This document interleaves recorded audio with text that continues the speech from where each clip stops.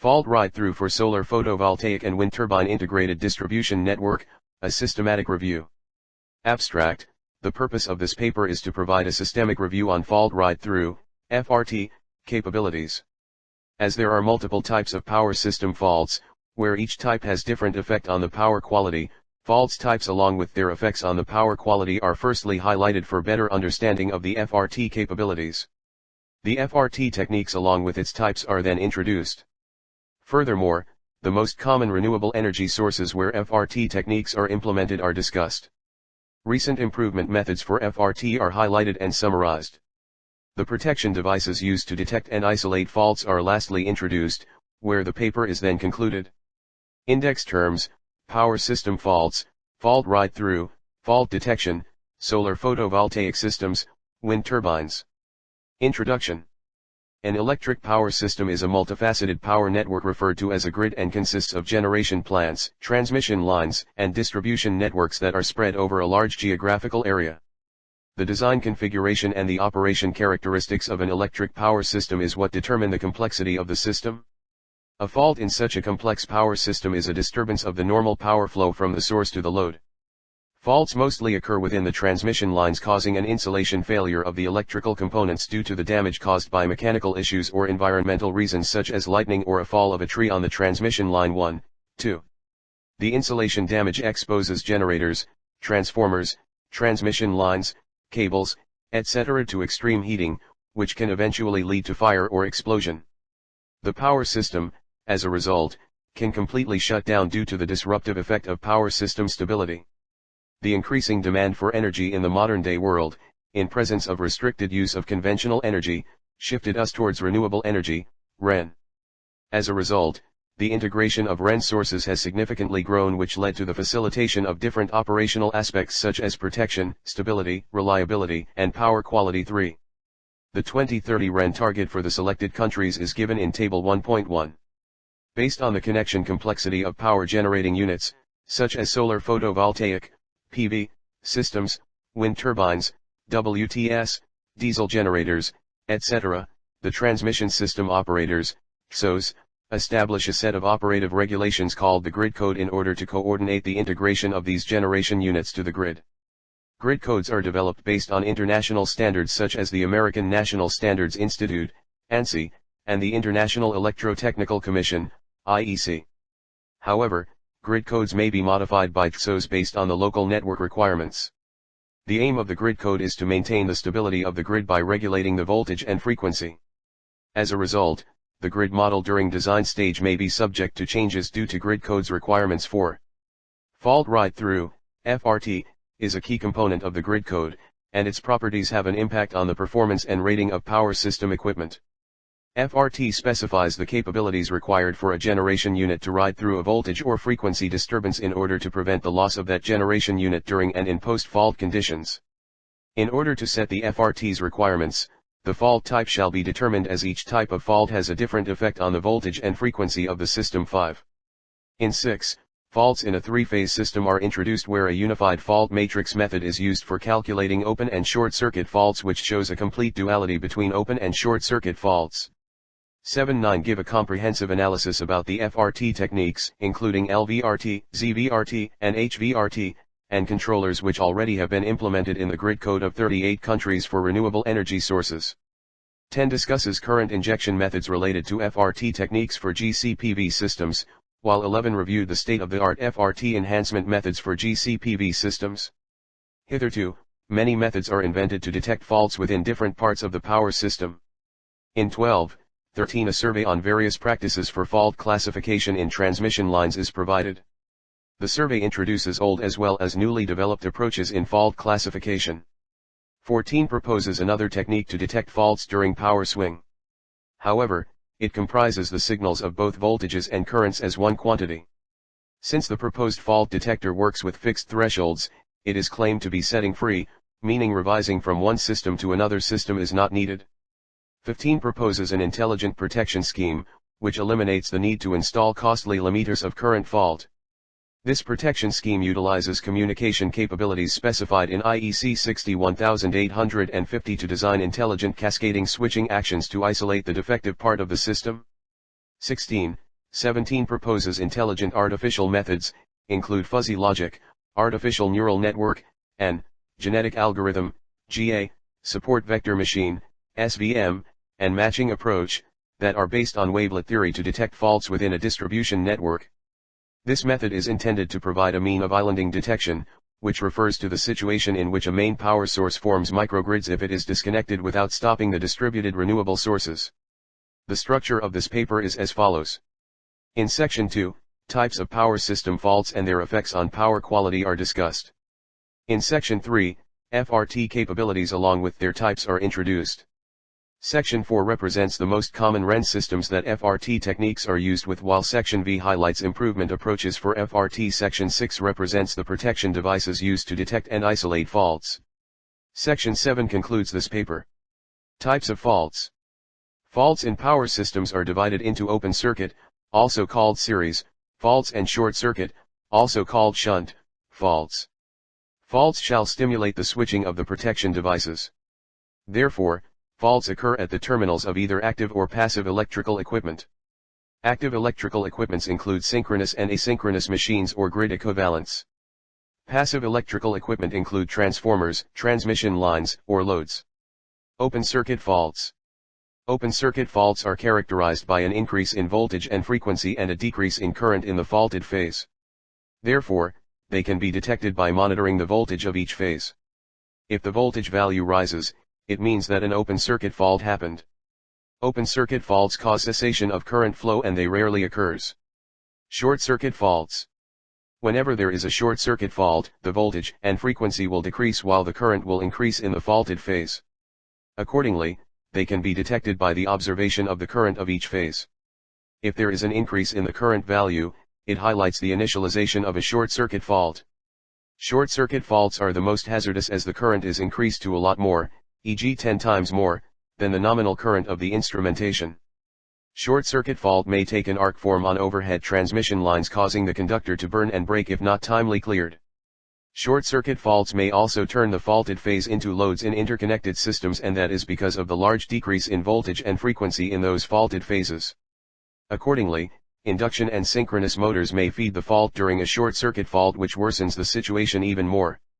Shorts are commonly occurring, and there are two main types of short circuit faults, namely, symmetrical faults and unsymmetrical faults. Symmetrical faults. A symmetrical fault is balanced and it affects all phases equally, as shown in figure 2.1, meaning the voltage drops of all the three phases is equal and has the same magnitude, which is proportional to the severity of the faults. A symmetrical fault is the most severe because it involves all three phases, and roughly 5% of faults involved in a three-phase system are symmetrical. Asymmetrical faults. An asymmetrical fault is unbalanced and it affects each phase separately, meaning the voltage drop of each phase is uneven and has different magnitude depending on the nature of the fault.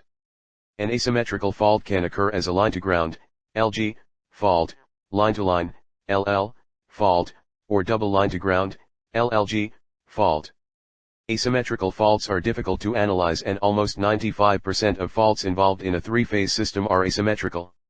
The subsections below will provide additional details about the types of asymmetrical faults. Line-to-ground fault.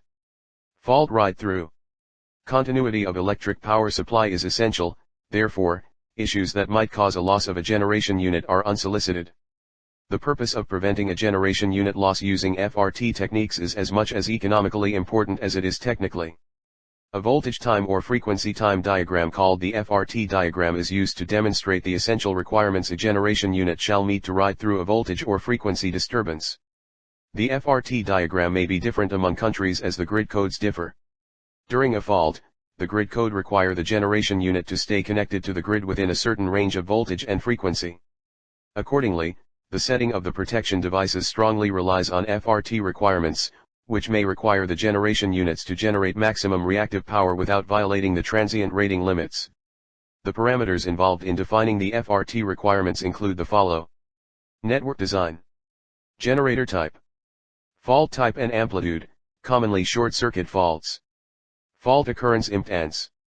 Fault clearance period. Power control procedure.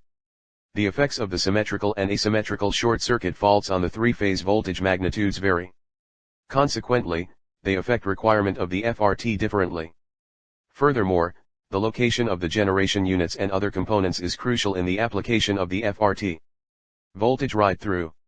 During a fault, changes will occur to the system's voltage, current, and frequency, which can lead to the disconnection of some generation units from the grid.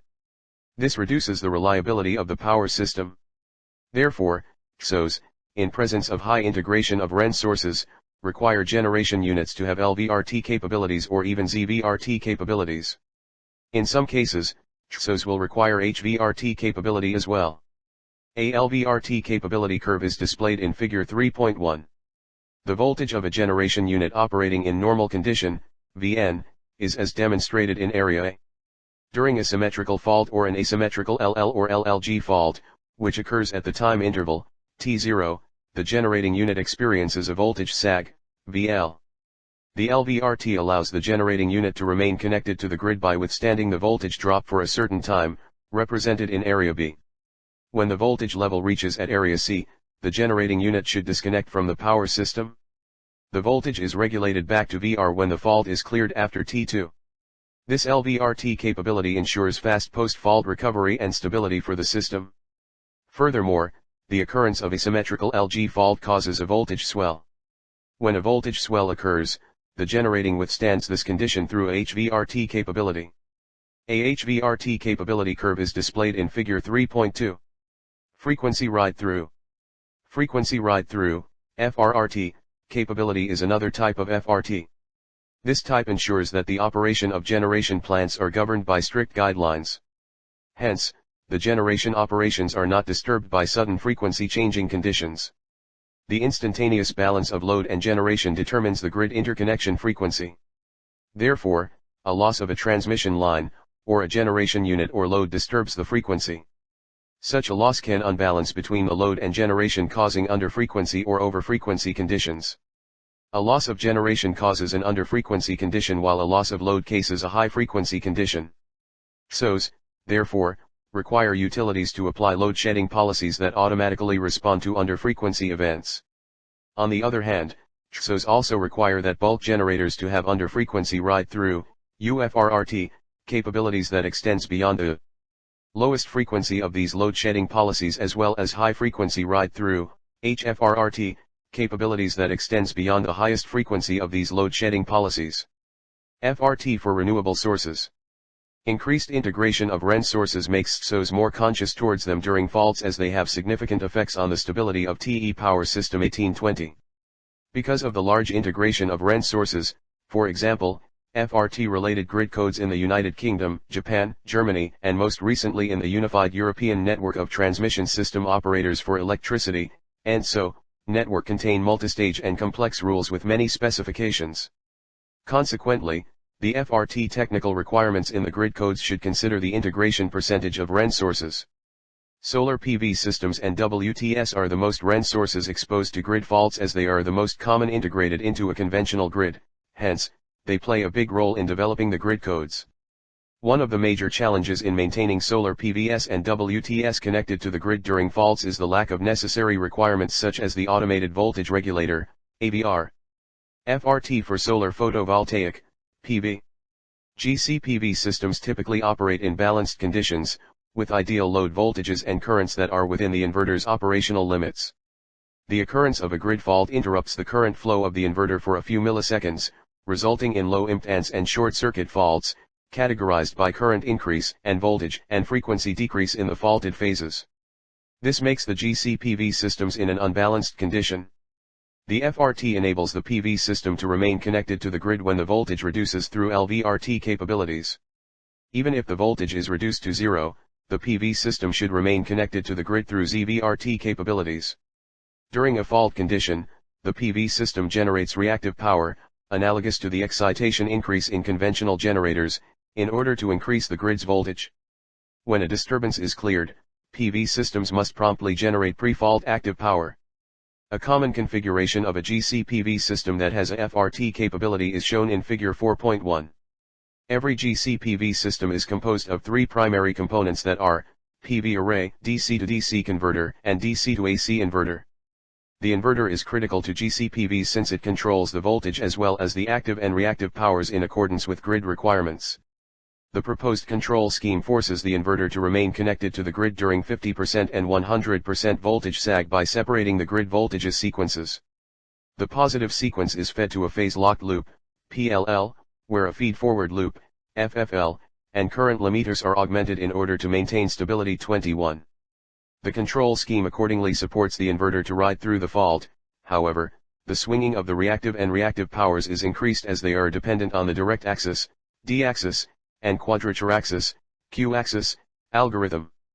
Therefore, the current and voltage are initially measured and used to calculate the D-axis and Q-axis voltages, VD and VQ, and currents, ID and IQ, from parameters. The reference voltages in equation 1 and 2 then fed to the inverter's control gate circuit to operate the LVFRT or ZVRT capabilities. Similar approach is followed for the negative, positive, and the zero sequence. FRT for wind turbines. WTS operate in balanced conditions, similar to PV systems, with ideal load voltages and currents that are within the inverter's operational limits. When a fault occurs, the WTS are required to remain connected to the grid through LVTR capabilities. The LVRT capabilities for WTS are established based on the topology and control strategy of the WTS circuit. The LVRT capabilities for WTS normally reduce reactive draw and even generate reactive power during a faulty condition. When the fault is cleared, the WTS promptly produce active power when possible. A common configuration of a WT that has a FRT capability is shown in figure 4.2. The objective of the inverter is to balance the three-phase power that is provided by the machine-side rectifier by shaping the output current. Failing to achieve this objective will cause the power to be unbalanced, thus, resulting in variation of the DC link voltage. The current and voltage are then used to calculate the D-axis and Q-axis voltages, VD and VQ, and currents. Parameters. The reference voltages in equation 3 and 4 then fed to the inverter's control gate circuit to operate the LVFRT or ZVRT capabilities. Similar approach is followed for the negative, positive, and the zero sequence. FRT improvement methods. Many methods have been proposed to improve the FRT. These methods can be classified as passive or active methods as highlighted table 5.1. The implementation of passive methods depends on using auxiliary devices while active methods do not. All of these methods have been theoretically validated, and experimental findings show that they perform well. Approach. Advantages. Passive methods. Blade pitch angle control. Crowbar method. Energy capacitor system. Energy storage system. Active methods. Generator side converter control. AC grid side converter control. Allow power reduction. Increases energy capture. Generator and converter fault protection. Active reactive power regulation. Allows grid voltage regulation. Cost effective. Overvoltage protection. Minimum impact on rotor current. Improves energy saving. Generator and converter fault protection. Energy market regulation. Generator and converter fault protection. Allows grid voltage regulation. Faults detection. The complexity in the configuration of an electric grid and the urgency of power supply make a fault unwanted even if there are FRT capabilities within the grid. Faults are expected in power systems, however, they have to be timely detected and clear. Transmission lines are the first line to ensure the integrity of the grid, thus, TSOs must always ensure the network's reliability and stability. When a fault occurs, the affected branch of the power network should be automatically isolated. For this purpose, many protection devices are used such as fuses, circuit breakers, relays, and instrument transformers to isolate faults. The function of these protection devices is as follows. Fuse, it is an electrical safety device that provides overcurrent protection. It is essentially composed of a metal wire or strip that melts as excessive current flows through it, thereby it interrupts the current flow. Circuit breaker, it is an electrical safety switch that is automatically operated to protect against overload or short circuit damage. It detects a faulty condition and interrupts the current flow by isolating the faulted branch in an electrical circuit. Relay, it is an electrical safety switch that commands a circuit breaker to trip when it senses a fault, in order to isolate faulted branches of the electrical circuit. Instrument transformer, it is an electrical measuring device, mainly coupled with a relay, that protects a power network substation against faults at high-level applications, e.g. high voltage or high current application. If a fault occurs, It transforms the voltage or current level down and isolates it. If protection devices timely and reliably operate, the detection of any deterioration in the system status will be easily identified. It will, accordingly, play a conclusive role to protect the operation of the grid. Otherwise, system crashes will be accelerated, hence, large-scale and long-time power blackout will occur. One of many serious events triggered by a IJERT fault is the large-scale blackout of the America-Canada power network that occurred on August 14, 2003. It was a result of an overload fault, which caused the removal of 4 connection lines between the cities of Cleveland and Akron in Ohio. Conclusion: a fault is a disturbance that affects the normal flow of current to the load. In this paper, a systematic review of FRT capabilities is provided, discussing FTR types and the most common REN system that FRT techniques are used with. For a better understanding of the FRT capabilities, types of power system faults along with their effects on power quality are introduced and discussed. The paper is finally concluded by introducing the protection devices used to detect faults. Integration of REN sources into the grid to replace conventional generators has dramatically increased. As a result, the total inertia of the power system is reduced. This integration of REN sources makes the stability of the power system during faults a critical concern. In this regard, the FRT technical requirements will gain more attention among researchers in universities and industries. Acknowledgement. The author would like to acknowledge the resourcing support facilitated from the Deanship of Research, DSR, at King Fahd University of Petroleum and Minerals.